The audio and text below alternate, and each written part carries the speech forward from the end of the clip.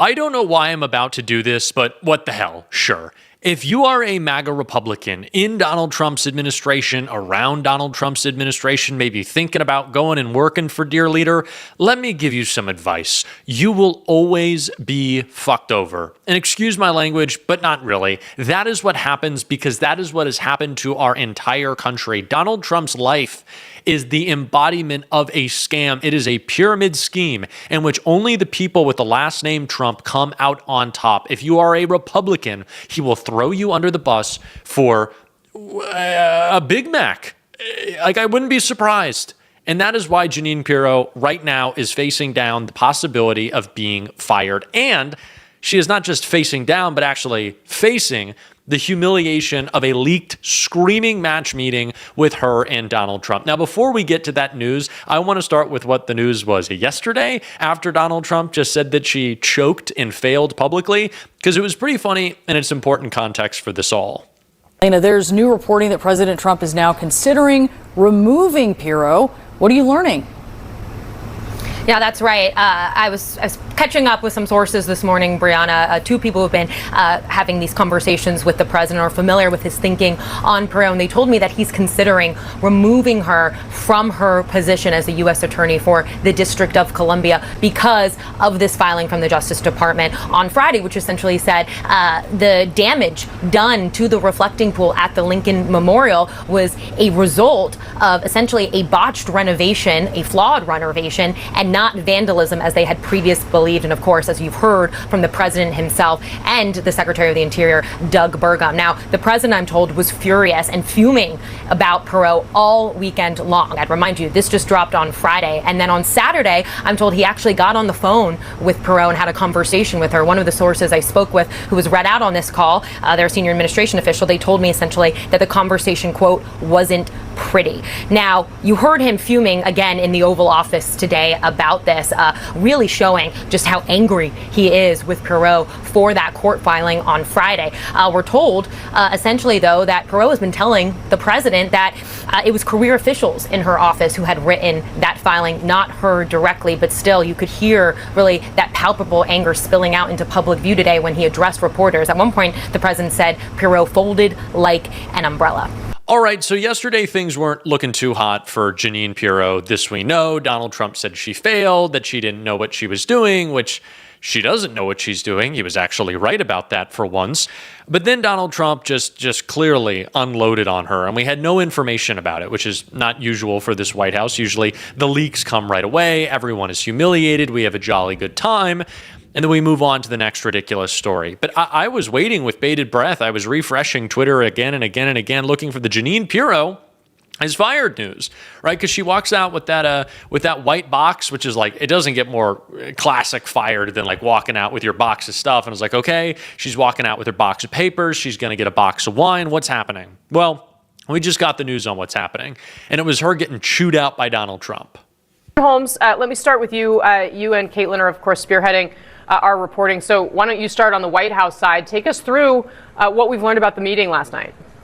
Well, Casey, what we've heard is that it was explosive at times, incredibly heated at others. One source telling us that President Trump read Janine Pirro the Riot Act. Another one saying that he laid into her during this meeting. And the one thing that's really become increasingly clear is the fact that this has really created a huge divide between Janine Pirro and her office and that of the Department of Interior and Doug Burgum, the secretary, who was also in that meeting. And I do want to say that picture that you just showed of her wheeling out those boxes, we are told that she arrived at the White House for that meeting knowing President Trump was angry and that she brought her own receipts, that this is the evidence in these bags that she says backs up her claims that it was shoddy workmanship that led to what happened at the reflecting pool, not vandalism. Now, President Trump has been angry at her publicly. He's been angry at her privately. We obviously just reported what he did in that meeting, but he did stop short of actually asking her to resign or of actually firing her. And a lot of sources who are close to both of them that know the relationship, they say that her job is likely safe for now. They look at this years-long friendship,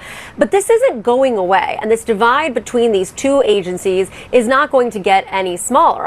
I'm going to say it just one more time for the people in the back. And I don't know why I'm giving this advice to MAGA. MAGA doesn't owe, or I don't owe MAGA any advice. They shouldn't get it from me. They don't deserve it. he will throw you under the bus. He doesn't care about you. He hates you, in fact. That is Donald Trump. That is Donald Trump's administration. It is about throwing, and especially women in his administration, under the bus for his own benefit. Like, that is what will always happen. I've said this time and time and time and time again, that there is literally no one, and that includes you and me, and you'll be surprised by this, there is no one who hates Donald Trump's supporters more than Donald Trump. He scammed them out of $2 billion with his cryptocurrency. On the 4th of July, he made them stand out in a thunderstorm surrounded by metal. He got them all to off themselves by not taking a vaccine, wearing a mask. They were drinking bleach and taking horse tranquilizer or horseworm medicine. MAGA is so stupid and willing to fall for whatever Donald Trump says that I can't even remember what horse medicine they took. That's how dumb these people are. And it always hurts them. And Donald Trump always gets rich off of it. And so I don't know why these people continue to work for a mob boss who is always going to break their legs. He keeps setting the example, and seemingly none of them pay attention to it because they are idiots. And that is really the sticking point. The reason that Donald Trump is able to churn through these people like he's a Civil War general going through the South is because Donald Trump, little history reference there, is because Donald Trump is continuously finding himself new idiots to play off of. Like, that is what MAGA is about. It's like, what's the saying? A sucker's born every second or every minute. In MAGA, you can 2x that. A couple of them, and they're born with the merch in their hand. And so, yeah, Donald Trump is going to completely humiliate you if you go and work for him. So don't. Why would you? Again, I'm not pleading because I like Janine Pirro or I want to see Todd Blanche protected or, Byron Noam and his fake big titties. Like, it's just because it's what it is. And if you can't observe it, it's because you're stupid. And if you're stupid, you're probably in MAGA. And it's funny because now Donald Trump is kind of being bit in the ass by the fact that he's only collected stupid people around him. With his candidates right now in these midterms and the people in his administration, Donald Trump has not done himself any favors, and Rachel Maddow broke it all down. Tonight, the House Ethics Committee has released a report on Republican Congressman Chuck Edwards of North Carolina. After a somewhat lengthy investigation of Congressman Edwards, this bipartisan ethics committee is now recommending that he should be censured by Congress. He should be censured for sexually harassing young women who worked in his office.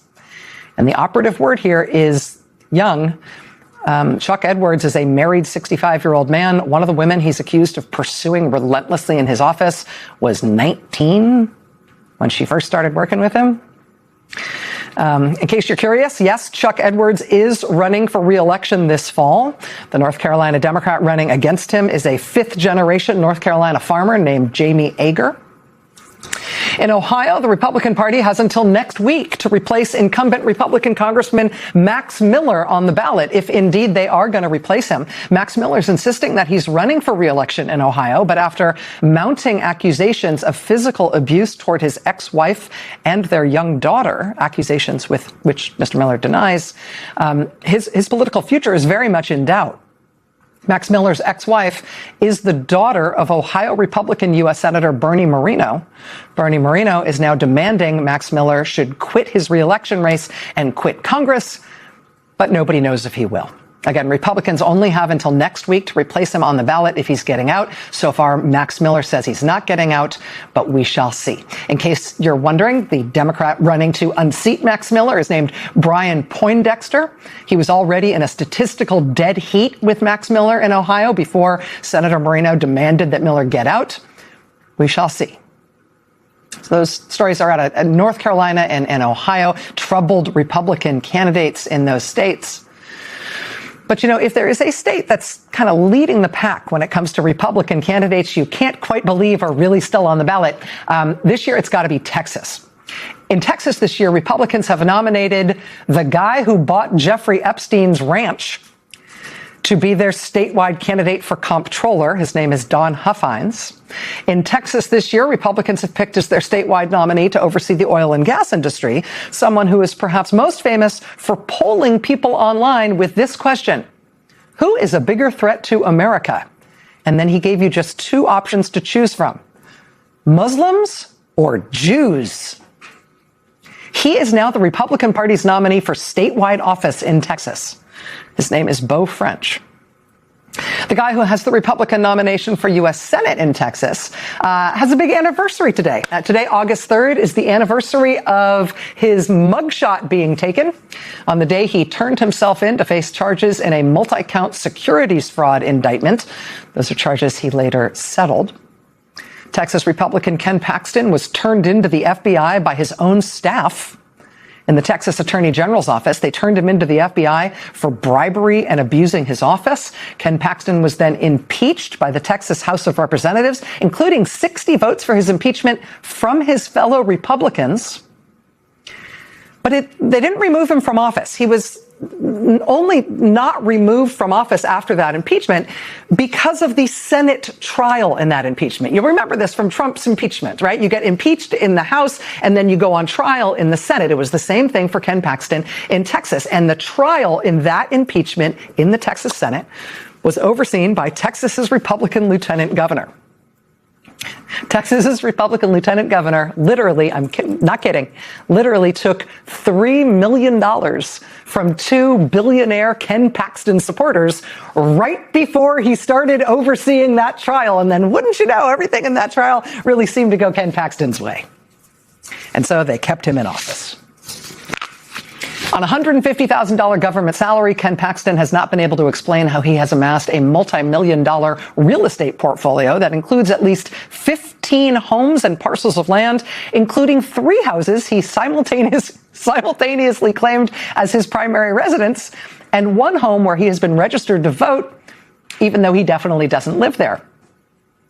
Even though his campaign says he follows all voter-related laws, Ken Paxton himself refuses to answer any questions about where he votes and if it's legal, even as he stokes fears of voter fraud for everybody else.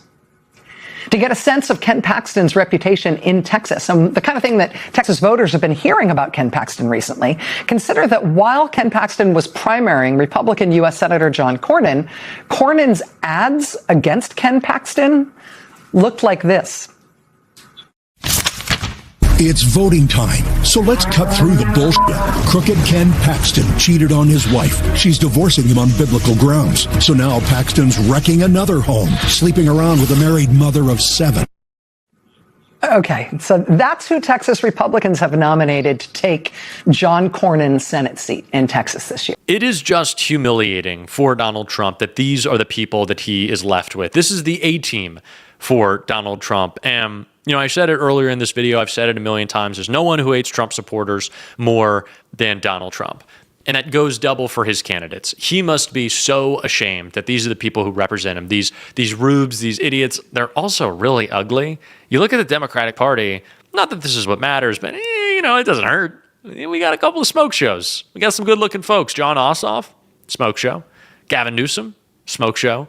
I'm going to speak a little bit more politely. AOC is obviously a wonderful leader in our country. I almost did my Barack. Barack's a smoke show.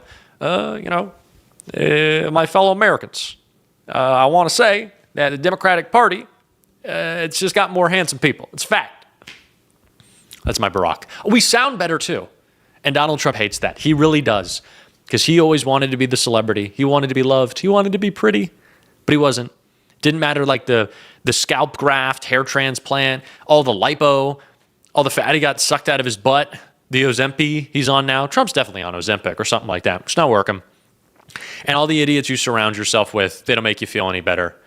MAGA is just a sad, sad cult. It's what it is. It's a sad, sad cult.